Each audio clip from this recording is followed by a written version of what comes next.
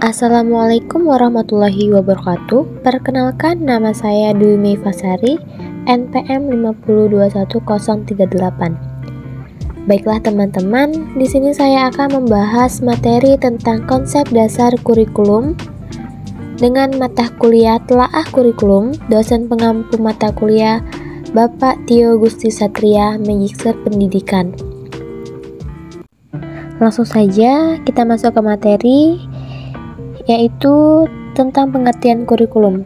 Istilah kurikulum digunakan pertama kali pada dunia olahraga pada zaman Yunani kuno yang berasal dari kata kurir atau pelari dan kurere atau tempat berpacu. Dalam dunia pendidikan menjadi sejumlah mata pelajaran yang perlu ditempuh oleh seorang siswa dari awal sampai akhir program pendidikan untuk memperoleh penghargaan dalam bentuk ijazah. Kurikulum merupakan salah satu alat yang digunakan untuk mencapai tujuan pendidikan dan menjadi pedoman dalam pelaksanaan pembelajaran pada semua jenis dan jenjang pendidikan. Kurikulum menurut Kamus Besar Bahasa Indonesia diartikan sebagai perangkat mata pelajaran yang diajarkan pada lembaga pendidikan. Pengertian kurikulum menurut para ahli. Yang pertama, menurut Kerry J.F. 1968, yaitu semua pembelajaran yang dirancang dan dilaksanakan secara individu ataupun secara kelompok, baik di sekolah maupun di luar sekolah. Yang kedua, pengertian kurikulum menurut Inlow 1966. Kurikulum adalah usaha menyeluruh yang dirancang oleh pihak sekolah untuk membimbing murid memperoleh hasil pembelajaran yang sudah ditentukan. Yang ketiga, pengertian kurikulum menurut Negli dan Evans 1967. Kurikulum adalah semua pengalaman yang dirancang dan dikemukakan oleh pihak sekolah. Next, prinsip kurikulum yaitu prinsip yang digunakan dalam kegiatan pengembangan kurikulum pada dasarnya merupakan kaidah atau hukum yang akan menjiwai suatu kurikulum. Prinsip-prinsip kurikulum dibagi menjadi dua kelompok, yaitu prinsip umum dan prinsip khusus.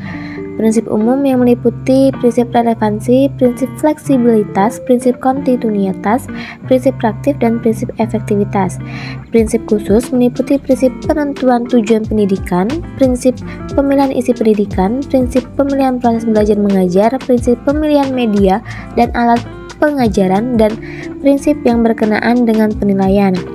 Selanjutnya ada fungsi kurikulum, yaitu diartikan sebagai kegunaan atau manfaat kurikulum bagi pihak-pihak yang terlibat dalam aktivitas pendidikan.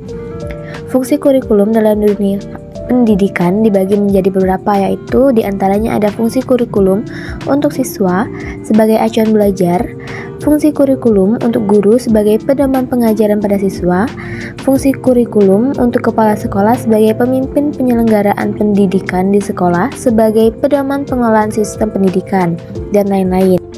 Tujuan kurikulum yaitu sebagai alat pendidikan untuk menghasilkan siswa yang berintegrasi.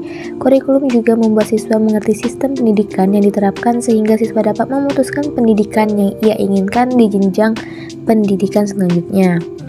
Yang terakhir ada komponen kurikulum, yaitu terdiri dari beberapa bagian.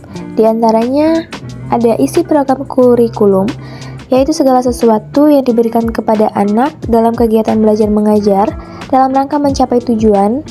Isi kurikulum meliputi jenis-jenis bidang studi yang diajarkan dan isi program masing-masing bidang studi tersebut. Lalu ada organisasi kurikulum, yaitu struktur program kurikulum yang berupa kerangka program-program pengajaran yang akan disampaikan kepada siswa. Lalu ada strategi kurikulum, dimaksudkan strategi pelaksanaan kurikulum di sekolah. Masalah strategi pelaksanaan dapat dilihat dari cara yang ditempuh dalam melaksanakan pengajaran, penilaian, bimbingan, dan konseling, pengaturan kegiatan sekolah secara keseluruhan, pemilihan metode pengajaran, alat atau media pengajaran, dan sebagainya. Cukup sekian penyampaian materi dari saya tentang konsep dasar kurikulum. Saya akhiri, wabillahi taufiq walhidayah. Wassalamualaikum warahmatullahi wabarakatuh.